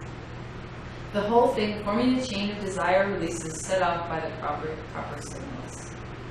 Desire to play guitar. You gotta learn it first, and then it just becomes playing guitar. Once the chain of thought cell associations has been established, no attention need be paid to such separate movements. The volition is through choice of directed desire, merely gives its attention to playing the whole piece of music. Thus it serves to connect up the releases of various desires so that their energies can flow through the habitual channels of expression. I think we're right on time. Page 59, and got 50 minutes left. Perfect. How habits allow for morality. Thus it is also with morality. Once we have determined what actions are moral and what is immoral, it is but a matter of establishing habit systems. These habit systems can release the energies of our desires in moral actions, each action learned one at a time and separately, and gradually become associated with a volitionally directed desire to be moral. So basically, you choose for yourself how you want to be moral, and then you create a habit system. And habit systems are actually easy to create. I've heard that if you do something 3 times in 3 different days, that starts forming a habit right then and there. You mean 3 times a day? No, I mean 3 days in a row. Oh, 3 days in a row. Yeah. So I always heard it was 2 weeks. One, Really? But I don't know which one. I don't know if that's right or not. Right. Yeah. I mean, who knows? But try to do something 3 days in a row at the same time, and see if on the 4th day it's a struggle to not do that thing or to do that. You know what I'm saying? That would be an interesting experiment. Yeah, to experiment and to study it. And maybe our beliefs actually create the end results. I've heard that too. I believe it's 3 days, so maybe on the 4th day I'm always struggling. But Well, Right. you're so consciously aware, it didn't work the same. no, it has worked the same. I'll give you a good example. We have a snack fund at my work, and it's right next door. And everything's cheap, 50 cents for a candy bar or whatever. So one day I wanted a candy bar. Then the next day, around the same time after I ate dinner, I wanted another candy bar. On the 3rd day, if I do it for 3 days in a row, I swear to God, on that 4th day, I am jonesing for a candy bar after dinner. Don't we all experience that at Christmas time when we're used to having a lot of Christmas cookies around, There right? you go. And we all have to go through Christmas cookie withdrawal Yes. after Christmas because they're not around anymore. And we're like, oh my God, where's my Christmas cookies? I've been used to eating them like all day long. Right? And that happens to me almost every year. Yeah. And so just take a focus. Now you're going to be conscious of it and see if it's 3 days. Like do it for 2 days and then don't do it for the 3rd and see if you're like okay on the 4th. Like you're fine. Yeah. No big deal. Yeah. And then do it for 3 and test it out. Do your own experiment. I love doing this type of thing. I experiment with myself all the time. Learn things, right? Yeah, that's right. Did I already read this, right? Yes. Yes. Morality. Okay. So the difficulty to be encountered in such a method is that so many channels of energy release have already been established that the desires find it vastly easier to express through these less civilized channels than through those which wisdom teaches are more advantageous. I gave these guys an example. Yes? I was going to say on your previous, Renee Canada says, especially if it's pleasurable and some success is experienced. Especially if it's pleasurable and success. Exactly. Did she put an exclamation point? Right. So all I have to do is start thinking of painful thoughts every time I grab for that candy bar. Like, no. And actually, I have done that. Yeah. And I've created other patterns where I don't want certain things anymore because I just associate with, whatever, something painful or not very pleasant. Yeah. And I've done that. And that's a wonderful thing, too. That works. It does. I think Zane is saying here, though, is you already have a lot of habit systems established. Mm-hmm. And you might not even be conscious of them. I don't think these guys, I think they knew exactly what they were doing, but it became a habit to go have affairs with other women. Mm-hmm. It was just so natural to them. They got away with it for so long. I mean, years with some of these. Yeah. That I bet they struggled in their own head with trying to not do this because they knew it was wrong or they didn't want to or whatever. But I think it became so habitual, and then those desires were there, and the path of that established pattern became the norm for them. And so they just followed it, and it was easy to follow because they'd been doing it for so long. Yes. It wasn't until they had an actual consequence, and a very public consequence at that, where I bet you $100 Tiger Woods ain't fooling around with any of those girls anymore. Well, he lost monetarily too. I mean, oh my God. He lost honor and status. He Yeah. lost money. He lost wife, Yeah. family, Wife and family. all kinds of things he lost. Yes. Oh no. Okay, but actions can be conditioned. This is true. So Zane, back to Zane's stuff. Gradually, the desires which actuated from lower life forms have been taught to release their energies in more acceptable ways. When food is in sight, the more primitive desire is to grab it. Yet civilization says it may be procured only in certain ways. This does not mean that the energy of the desire to grab food is no longer present, merely that it has been conditioned to flow through a different channel of release.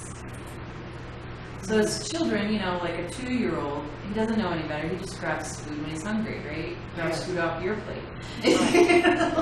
Until you teach him and condition him over and over again, that is not the proper way to eat food. Darn it. Right? I think it would be an unpleasant way to eat food, personally. Anyway. Reminds me of the Helen Keller movie. Remember? Did you ever Yes. see that one where she went around just grabbing Yes. everybody's plate? The family letter, too, Yeah. because they didn't know how to handle her. Yeah. Right? So, in fact, life advances step by step through finding better channels of release for its energies than those which previously were habitual. So, there is a vast difference, however, between diverting energy into a new channel of flow and creating a new habit and in repressing it. Okay, so the difference is between diverting a new energy into a new channel of flow and repressing it. Those are two different things. This is probably the better way to go. Example, what happens to a river if you try to repress its flow? It finds other channels to flow into, or if dammed up, it rises up higher and must have a flow valve to release the energy. And it's interesting that this is an energy source for us nowadays. Dams. And that is why, that's the biggest reason why repression is not the way to go. Because actually what you're doing is you're creating an energy source. You're creating more and more and more energy when you repress something. I see what you're saying. We have an energy source. That's an energy source for us. We power, Las Vegas, part of Las Vegas from our Hoover Dam. Mm-hmm. And all we did was dam it up. That energy rose, tension created higher, and then when we release it, that forms our energy flow. It goes into all those turbines and all that. Mm-hmm. So think of that every time you think you want to repress something. That is not the way to go. All you're doing is building up energy. building up energy, and that's an actual energy source. I think that's one of the things you can do. Zane talks about that. You can actually create that as an energy source, just you repress something. Interesting. Energy for what? Anything. Like, I've heard him talk about it, like, or maybe I'm imagining it, but I thought I heard, you read all the books, right? Yeah. Didn't he talk about, like, one of the ways you can create energy for something that you want to do, it's more like in the white magic area, that you can actually suppress or repress a desire, and that starts building up tension, and that creates energy for whatever you want to do. I don't remember that. I don't remember that. Okay. Yeah, but I'm not. You might. It's be nothing right. that I've read. It's Yeah. something I've heard people talk about. Right. So maybe I'm getting third person. Yeah, and I might have read it and forgotten it because it's been a while since I've read all the books. Okay. Yeah. Or maybe he doesn't say it a lot, or Yeah. something like that. I don't remember that. Yeah. But I do know that. But ramming up I energy- do agree that repressing something does give it more energy. Exactly. Yeah. Yeah. It does give that. So if you think you're gonna not do something by repressing something, it's not the way to go. You're gonna have to divert it. Zane talks about, we're gonna go through that, about what we can do to get away from that. So emotion has energy. Any desire which requires sufficient energy is in a position to defy efforts at blocking its expression. Certain experiences in human life may so charge a group of thought cells with the conditioned energy of emotion that they gain such power. So last class we talked about feelings and emotions, and how feelings were pleasurable or painful or neutral, and emotions were a little bit stronger than feelings. You have different emotions, so it has more power and energy behind an emotion. So I think that's what he's talking about. And every conditioned energy was the feeling, the pain, the pleasure, and then emotion is like the bigger, broader view of that. But the three hereditary drives have acquired that power through the energy added to them before birth. No one can prevent the desire for significance, the desire for self-preservation, and the desire for protection from releasing their energies. They might release their energies, but we can objectively decide where they want those desires to go. Yes, we can. People can commit suicide, and they can do it using their own consciousness and volition, even though there's a lot of desire within themselves to live and go on. So when their energies are confined over a period of time and they find no other avenues of release, they perform as did steam in the old river boats. They wrecked the whole concern. He went through a whole thing, a process about talking about river boats and what they did to build up steam when they were racing. They stuck a monkey wrench in some kind of thing so that pressure was building up in the steam engines, so they got more power to go forward and race. But if they didn't pull that monkey wrench out at a certain time, too much pressure would build up, and they wrecked their whole ship. The ship would blow up. So he went through a whole example of that. That's what he was talking about there. So again, that's repression, confining your energies. You build up pressure, you build up steam. You get a lot of energy from it, but make sure your energy is in the direction you want it to go. And if you're repressing some desire that you don't want to express, that's not the way to do it, because otherwise it's gonna express. Let's talk about anger for a minute. Okay. So people grapple with anger and say you're angry. Right. Say you've had a bad day at work and you're just getting, people are irritating you all day long. And you get home from work and the kids are screaming and, or there's something on TV that you just really can't stand, but you have to sit there and watch it. And then, your husband says something rude, and so you have two choices. Obviously your anger is just getting greater and greater, and it's just building up, and it's really pressuring you, right? So you have a couple of choices. You can either take 10 deep breaths, or you can go for a walk, or you can go into your room for 5 minutes or 10 minutes or whatever it takes and release that energy, or you can just blow up inappropriately. Right?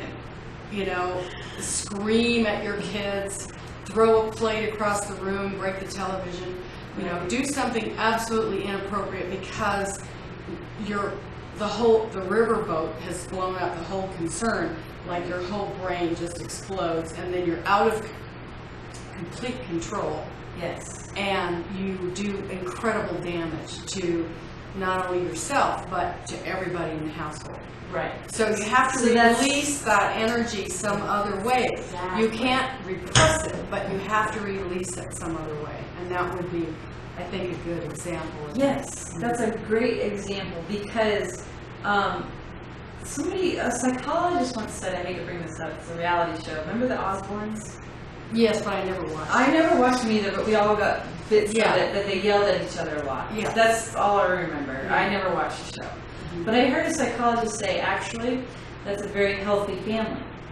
Even though they were yelling all the time. And I was like, what, are they crazy? And that person said, because when they're mad, they're expressing it. And so it doesn't build up. Like, because what you just talked about, you come home, you just want to depress. But all of a sudden the kids come up and hang on you and da-da-da-da. Okay, you're not releasing it. You're not releasing that you're irritated and you're pushing away. You feel bad, so you let them hang all over you, and, you know, whatever. And then they ask you what's for dinner and you're tired. But you say, well, I got to make dinner anyway. So again, you're building up pressure because you're not releasing it. You know what I mean? Yeah, I do. So, okay, the right thing is not to yell at your kids all the time because they're just happy to see you, right? So, yeah, that's a great example because you want to know at what point do you allow, release, get a little angry, and actually that might be healthier to let the people know, hey, leave me alone. I need some time. Right. Yeah, sure. What you're doing is you're building up the pressure because you're It's- thinking, I don't want to say anything, I don't want to say anything. But you keep building it up until last straw, then you explode. Well, Yeah. if you released along the way, you know what I mean? Well, I do, exactly. But I think communicating that would appropriately, rather than saying, rather than swearing at each other like maybe the Osbournes did, or yelling, you know, I mean, they probably release their energy inappropriately. I think there would probably be better ways to release the energy. And we all have a choice in how we release that energy. And the hard part, and really the hard part is knowing when to start releasing that energy and how to release that energy before it gets out of control. Exactly. I've had great experiences with that, Yeah. where I'm thinking, I'm not going to say anything to that person that's irritating me, I'm not going to say anything, and then I waited until it was a bad day for both of us, and I went to see that person anyway, and she exploded and then I exploded, because I had never told her as I went along that I was irritated by things that she did. I just let it, it built up slowly, believe me. It built up very slowly. I thought I was over that. But when I was ready to blow, I blew. And then I realized that's not the right way to go. Communication was a better way to go. Yeah, exactly. If I was irritated, I should say something. When I'm irritated. Polite. In a calm, relaxed manner. Right. And believe me, I felt so much better when I released, though. I mean, it felt horrible that we had a fight, but man, I felt good. I felt like, a weight had been lifted off of me. You know? You didn't feel any regret, though, or remorse that you had blown up around that? No, I felt, how did I feel? I felt saddened by the situation that I thought I was losing a friend. But, I actually did feel a lot of relief, which I guess I didn't actually realize at that time because I was struggling with the friendship. But later the friendship was okay, and then I could look back on it and see. I was regretful that it had to explode into that head. Right. Yeah. But when it was released, I do remember feeling a lot better, like a weight had been lifted off of me. Right. So yeah, but now my thing is I have to, when I do get irritated, I have to communicate. When I'm in a calm state, communicate. I'm not in a good place right now, I can't talk to you. Yeah. And I will do that to people. And they might be a little bit offended, and then I'll come back to them later the next day when I'm in a better mood. And, nothing to offend you. Actually, I probably would have offended you if we kept talking. So, so don't take it personally. You need to know when I need to not talk. I gotcha. Right? All right. So that was a great comment. I got another comment from Okay. Renee. She says, I know what you're referring to. If we really decide not to eat quick, fast, and junk type food, we're repressing a desire. Our desires to consume these foods have been repressed, so we release it finally when we eat the healthier foods that we prepare. Oh, yeah. Okay. Right. If you have a desire for junk food and then you prepare a great healthy meal. You release that hunger. Yes. You Yeah. release the You hunger. really go for the good stuff. And then go you for eat the the good good stuff, which is really nutritive and stuff. Yeah. And I've actually had some bad experience with too much junk food, which was bad, but it's also good because then I had a bad association with certain junk food, so I can't eat it anymore. Yeah. So it actually has no desire anymore for that type of junk food. You know what I mean? Yeah. So another way is just to eat a bunch of junk food, and then you get sick on it, and then you go, bleh, I don't want that anymore. So I guess that's in the painful direction. Absolutely. Putting in my 2 cents. Sure. You made the referral to the wrench and the Monkey steamboat. wrench. Yeah, the monkey Steamboat, wrench and yeah. the steamboat racing. Being an old fart, I grew up to the expression, yep, that's throwing a wrench in the works. The monkey wrench in the works. You're right. That's probably where it comes from. That's what I did. Wow, now I know. Alright, did I read this or no? I haven't read No. this. Okay. Sometimes seams gradually open so that the steam found a devious outlet before the pressure became too great. Okay, again, he's talking about the pressure in the Yeah. steamboats. And likewise, the pressure of repressed desires, not finding other outlet, may seep into expression through neurosis, psychic instability, and peculiar quirks of character. So he's saying if you keep repressing something, you're going to find little seams of steam are coming out, so you're going to find that these desires are going to express in ways that you might not realize, or might become detrimental, actually. Yeah, not very good for our characters, the way they Exactly. twist us around. This does not mean that the desire energies of the 3 hereditary drives should find expression through channels which are primitive or immoral, although it is true that all 3 are based on animal impulses, which when expressed in the animal way are socially unacceptable. It's his sentencing. I even try to work his sentences so he actually makes a statement at the end, but sometimes it just feels like it's flowing, it doesn't go anywhere. I think it says okay. Really? Yeah. Can you? Well, I don't know. This does not mean that the desire energies of the 3 hereditary drives should find expression through channels which are primitive or immoral. Right. Okay. Although it is true that all 3 are based on animal impulses, which when expressed in the animal way are socially unacceptable. Okay.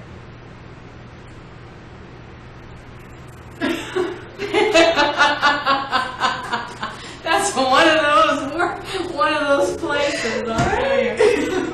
I struggle, man. I do too. And I even tried it for the slide presentation. I even try to take those sentences and try to make them How come the bottom of the slide's so dark. Yeah. It's the thing I put on it. I don't do that many of them, Okay. but I want to be creative in these things. I Oh, want them to look so you all put white. What you did was a brown background. Oh, I see. What you did. It's one of the The brown's the okay, background. but it's that reddish faded Yeah, out. actually, look what it looks like there. It looks good there. Yeah, I know. So I'm always going, oh, it looks good, and then I get here and it looks brown. Yeah. That- Yeah, that's hard. When you get down to the last 3 lines, it's kind of hard. Right. well, I'll be reading it. So. Okay. Listen up, everybody. So the next 3 slides are each of the 3 hereditary drives. And he's talking about how they express in the animal soul and how they express in the divine soul. Okay. So first we'll start with the drive for significance. On the plane of the animal soul has no regard for the rights and feelings of others and cares not what it destroys so long as it gains its selfish power, rule or ruin its natural outlet. He's saying that this drive for significance in the animal kind of realm, this is how it expresses in its primitive nature. Yet on the plane of the divine soul, it finds complete satisfaction in the feeling of importance attained whenever it contributes to the welfare of others. Significance in the realm of man is measured, each according to his own standards, in terms of human relationship. So in other words, not doing this is like the divine part of your soul, expression of that. In the drive for self-preservation, on the plane of the animal soul, has no consideration for the rights and feelings of others. He gives an example. A dog or cat having more than it can eat, nevertheless, will guard the excess food so that no other animal, no matter if it is famishing, can secure it. And if it is strong enough, it will drive other creatures from the food which they have secured in need, and which is of no benefit to it. Now, I've seen that happen with animals, but I've also watched the dog whisperer, and that doesn't always happen if you train your dog properly. You know? Well, those are domestic. I think these are more the wild The animals in the wilds. Because, I mean, a leopard hangs its kill up in the tree so that, the ground animals can't get it, and they keep the buzzards at bay, and they, all of this sort of stuff. Yeah, but they will eat together too. Like some lions eat together. They go together in a pack and they'll kill an animal. Yeah, it's huge. but that's pack. That's not individual. Right. Yeah, I can see that. I mean, I guess this example was, a dog or a cat, but should be more something about in the wild. Yeah. Well, we've all seen our kitties try to bury their food, at least in pantomime. And outside, the dog will take its nose and put sand all over it. Yeah, but I mean, the thing about it is, what I've discovered is every example that we can give, we can also give an opposite example. Yeah, that's true. I think it's the nature of the planet Earth, which whenever we talk about the 10 planets in our astrology, we never really talk about Earth. I think the dominant thing on Earth is all about duality. Absolutely. And that both things can be true. You know what I mean? So I'm having a hard time with trying to teach one thing when I'm like, oh, but this is true too. Oh, but this is true. So I'm like, oh, nothing's true, damn it. The name of the game. It's all just knowledge. I don't know what it's all about. So anyway, on the divine soul, on the plane of the divine soul, the same impulse can and does find satisfactory expression in providing for the welfare here and hereafter of others. In this society where all are taken care of and which is progressing to higher states, its own security and opportunity is greater, and the effort to be helpful to others builds into the finer form those thought vibrations which ensure its progress in the realms of the future. That was the nutritive self-preservation desire. And then the drive for race preservation on the animal soul plane tends to the baser expressions of the sexual impulse, in which lust is dominant, promiscuity is the rule, and there is no thought of tenderness or the well-being of the sexual object. Yet creative expression of all kinds, such as art, literature, drama, invention, engineering, and other constructive effort, is an expression of the reproductive desire, which is the chief avenue of egress for the race preservation drive. On the plane of the divine soul, therefore, we find that this impulse gives rise to tenderness, to fine affection, to exalted love, and finds adequate satisfaction in creative activities which have for their object the delight of the loved one and the welfare of the race. Now, I was talking about earlier, this is like the lust impulse, and this is more like the love impulse when we're talking about the reproductive desires. And this is more like the love, you're more concerned about the loved one, right? The delight of the loved one when you're in love. Yes. And then the lust is more about your own concern and your own desires. So, yeah. And we were talking about how the lust is the one that usually attracts you in the first place. But Yeah, but you better have some love there, otherwise the relationship Right. won't last. Right. And in today's society, like, we don't have the same restrictions, I don't think, that Zane had in his time period, right? There's a lot more social restrictions on what you could and couldn't do and what people didn't think were proper. Yes. You know, in today's world, you know, getting married, getting divorced it's not a big thing. Back then it was a little bit more like, ooh, why are they getting divorced? We're going to talk about something that's very interesting. Zane talked about one of these slides as we go, about immorality being on the covers of newspapers and stuff. This person committed immorality, and Zane was like, why does everybody think it has to do with sex?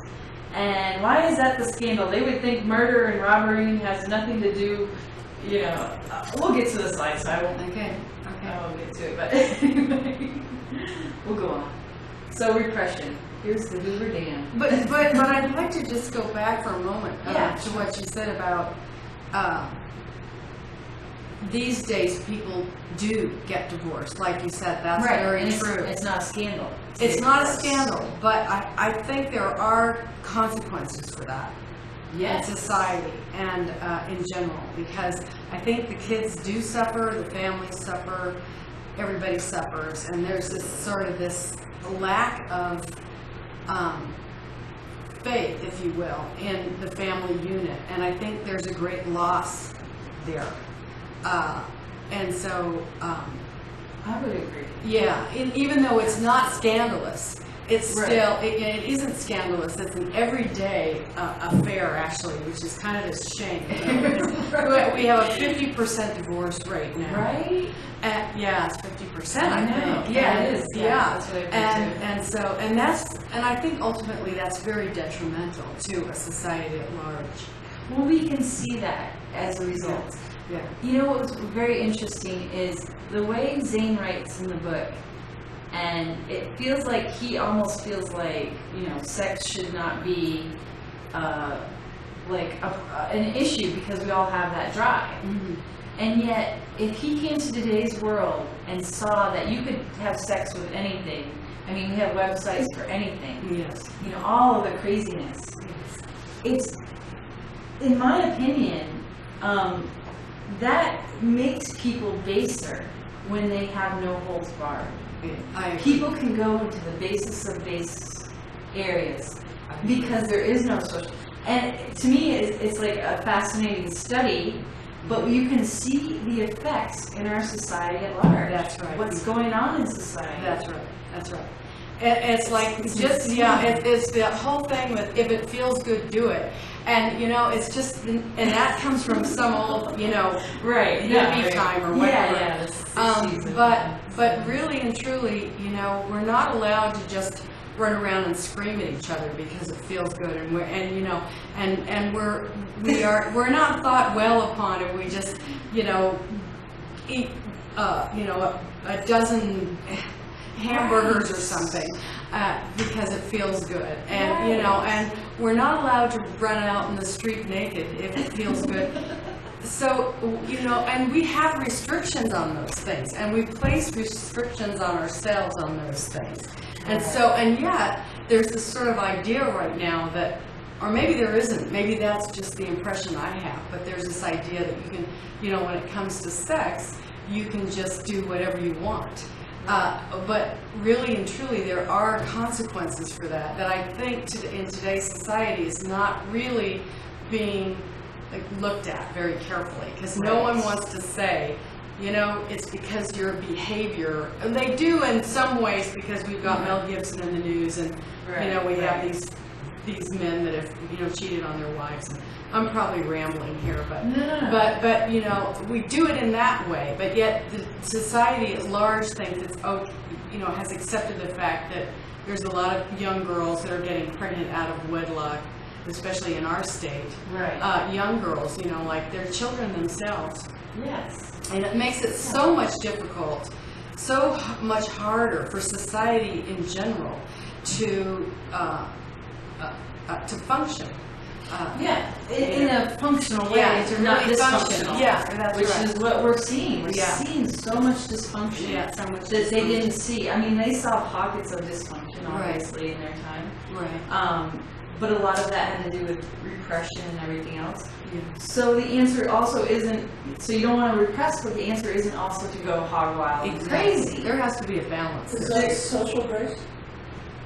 I think, for me, I had to find things out for myself. I didn't want like a restriction of this, that, or the other. I made my own rules for myself. I had parents that pretty much said, you seem responsible enough, you're 18, you live your life. And of course, I thought anything under the legal realm was fine. But you know what? I found out there's emotional consequences to many things. And I've made my own restrictions on my life, and I've chosen that, and I want that.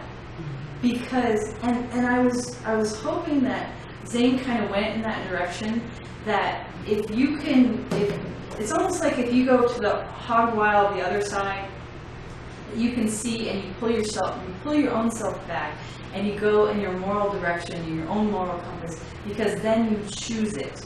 As opposed to, I desire this, I want this, it's not acceptable, I repress it, or I'll divert it into, artwork or something, Yeah. Which, I think that's what he's trying to say, that doesn't mean it's morality just because you're not supposed to do it and you don't do it.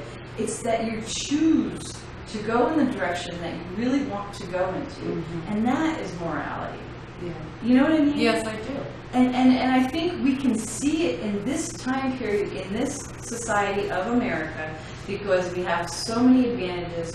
We have plenty. We have plenty of food. Look at we all see the results of that nutritive desire that we all have.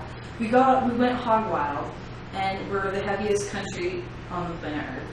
And then the sexual thing, pornography on the internet, is huge and rampant, and it's $1 billion industry or something. I don't know. Yeah. So I think we can see now with our own two eyes. We don't have to have repression from society or social restrictions. We can do it on ourselves because we can see the outlet for both sides. We don't want to be the repressed schoolgirl. She went hog wild when she got out of school, right? So repression is not the answer, and yet going all crazy is not the answer. What everything is a moderate road, but I think everybody has to find their own moderate road for themselves. But all you have to do is look at society and see both ways. Neither way is good. And I think your point might be that we have so many more choices. We have so many more than Zane did in his world. Right. And so he only had really one choice: either repress it or sublimate it into some other thing. But we have a choice to do whatever we want, and so we have to really find our own way, our own compass, and that's really a much harder thing to do. I think ultimately it's that harder, is but it's better because then it is you. It's better. You are making your own decisions on your own choices of how you want to live your life, and you can be moral or you can be whatever. And I'm not making judgments on anybody. Right. And it's not for anybody to judge anybody else. And that's the best part about it. We can all find our own middle road. But the middle road is the best road. Moderation, what do they say? That's like a moderation in everything or something. Yes. Yeah. Moderation in food, moderation in sex, moderation in whatever. Right. So it's those primitive desires, and if we moderate them, then we won't have to repress them. Exactly. Right. I'm going to have to leave in 10 minutes. Okay. So, and I don't want you to rush your class at all. No, you know what? I think I'm just going to go through this, and then I'll just stop. There's probably a good 10 minutes worth of slides just for repression, and then I'll stop there. And there's 2 other sections, but I'll probably go next week into those. So no worries. So repression. So this is Zane stuff. Actually, I don't think I changed anything on this. I just went with what Zane wrote. Civilization has developed certain standards of conduct which it imposes on all its membership. From infancy, the child is taught and comes to believe that whenever one departs from these conventional standards, one becomes an inferior being. So again, he's going to go through the whole thing about how repression starts. The esteem of others, the esteem of itself, depend on it's following the line of conduct which has been taught to believe is the only moral one. In my opinion, I would say some things in children are inherently already known to be moral. And as it gains significance only through self-esteem, which usually is largely dependent upon and measured by the esteem of those around one, and as this desire to express significance is the strongest of all drives, powerful desires are built up to follow the conventional standards. So it's basically saying you're learning as you go, as a child learns. But again, I believe that there's things that are inherently in children that they know to be moral and immoral, like child abuse. Kids feel horrible when that happens. So they didn't learn that that was good or bad. It just started happening and they felt horrible about it. That's an inherent belief that that's not right. Yeah, exactly. You know what I mean? Yeah, exactly. They don't have to be taught that. They already know it. Because one believes that certain actions denote an inferior being, and because his or her drive for significance does not permit him or her to become such an inferior being, he builds up desires which are powerful enough to prevent these actions. Commonly, the individual finds considerable opportunity to express the desire for significance in the field of such accomplishment as is acceptable to conventional standards.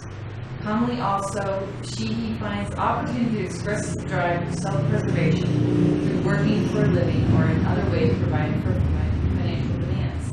But in the matter of the expression of the reproductive desires, race preservation, the teaching from his or her childhood often have built desires of a kind that oppose themselves to all expression. Let's talk about his childhood. One's religion, family, fears, culture have led one to believe that sexual impulse is prompted by the devil, or at least is a sign of degeneration.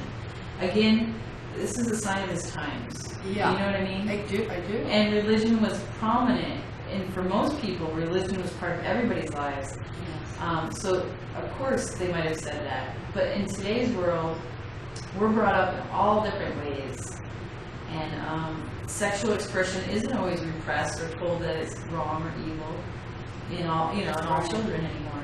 Right. So much emphasis has been placed by society upon sex that when the newspapers announce that some person has been guilty of immorality, see, that's what I was talking about. Yeah. Or that a moral charge has been brought against someone, it is always accepted that it has to do with sex. Of course, in today's world, all these scandals that are happening has to do with sex. So we haven't changed that much. We just don't call it an immoral fraction. We just call it, hey, a guy cheated on his wife. Yeah. We just say it like it is nowadays. Uh-huh. A stranger on our planet reading the papers might conclude that murder, arson, theft, and burglary were not considered particularly immoral, but were minor offenses compared to sexual misconduct. It's all in today's pages, too. Yeah. And I think it's all considered about the same, isn't it? It Unless, is. I think the sexual abuse against children is more heinous. Oh, it is. Yeah, certainly. Yeah. Considered more heinous than Yeah. burglary or, Right. you know. Right? Thus, many individuals are raised in an atmosphere which adds so much energy to those thought cells that oppose their reproductive desires that the conventionally conditioned thought cells are able to prevent the energy of the reproductive desires being recognized by the objective mind. So they're being prevented from being recognized that that reproductive desire is within them. If it gets repressed from childhood on, and sex is bad, then they're not even going to think that their desires are a natural part of their life, their body. The individual convinces oneself that he has no such base impulses. She has no thought of sex because he is a superior being and all sex impulses are nasty. This is exact wording. You wrote that? Yes. Other people may have such gross desires, but not such a superior and moral a person as in herself. So he's saying that, people start to have haughty beliefs. Oh, that person's immoral. That person's immoral. But we all know different. Everybody has issues. When a powerful desire is thus opposed by a contrary powerful desire, to the extent that its recognizable expression is completely blocked, it is said to be repressed. Okay, that's basically Zane's definition of repression. When a powerful desire is opposed by a contrary powerful desire, to the extent that its recognizable expression is completely blocked, it is said to be repressed. Other desires, particularly the desire for significance, can be and often are thus blocked and exist in a state of repression. But the most common one to be repressed, and therefore the one that gives the psychiatrist the most work, is the reproductive desire, because it commonly finds more opposition to its expression. Okay, so back in the 30s and 40s, I guess, psychiatrists were having field days with repressed sexual urges, it sounds like. Repression, however, does not prevent the energy from finding escape. The person has merely built other desires which hypnotize him or her into the belief that the repressed desires have no existence. They cannot find expression through the avenues of their original tendency because the censorship desires, those stronger desires opposing them, are too powerful to overcome. But after they are held back until they accumulate sufficient energy, they do one of two things. They either find seams in the sides through which their energy escapes without being recognized by the censor, or they blow up the ship. And that's a release of the Hoover Dam. Gets less energy. Of course, that's Freud, so. Psychoanalysis was developed to discover these repressed desires and to release their energies through less destructive channels. All the various kinds of neurotic complaints which are relieved by psychoanalysis are expressions of repressed desires which, finding no normal or constructive outlet, dodge the censorship desires and express themselves under symbolic disguise. Thus, being widely recognized through the investigations of Freud, Jung, Alder, and their host of followers, and provided by a whole library of clinical data, let us next consider the three methods by which the energy of such powerful desires can be released. And, oops. I think I'm going to stop there. Well, actually, there's only 3 slides. Okay, 5 more minutes. 3 methods of desire energy release. Dancing is one. Great. Maybe that's why nightclubs are so popular, because everybody can dance and get that sexual energy out. That's right. Okay, so the 3 methods. The first method is the energy of desire when not too strongly opposed by other desires finds expression through carrying into action that which the attention craves for satisfaction. Basically, where your desire goes, you release the energy in that direction of that desire. So that's one method of desire energy release. You just do what you desire. Yeah. Which we can all do that. Yeah. The second way is when the desire energy is repressed, it always finds some substitute channel for expression. What it is not permitted to do in one direction, it compensates for by finding a subterfuge outlet in which it activates. Its activities are permitted. Because such compensation activities are unrecognized as to their source by the objective mind, they are not controlled by it. Hence, more often than not, they are highly inimical to the welfare of the individual and at times even dangerous to society. So, a good example I would say of that is that when you see, like, you have stories of men that have this repressed sexual desire, and then they go out and kill people instead. Yeah. Oh, yeah. Absolutely. That would be because they can't accept themselves with the sexual whatever desire they have, but then they go out and kill people. Dangerous to society, yes. Absolutely. But they have a lot of repression. Absolutely. Yeah. So it can come out in that direction. And then the third direction is, although this can be done only when the barriers of repression have been sufficiently removed, the desire can be recognized. Such powerful desires can be associated with activities that are socially acceptable, and that through them find an outlet for their energies that completely satisfies them, and at the same time makes them an asset to the individual and to the race. And I think he's talking about there, like, in creativity, like art, literature. You take all that, just desire, and you put it towards a direction of that's good. That is a good thing. And those are the 3 methods of desire energy release. And I'm going to stop here at Sublimation. Isn't that an awesome picture? That is an awesome picture. Alegria, have you ever seen that? No, I Cirque have du not. Soleil.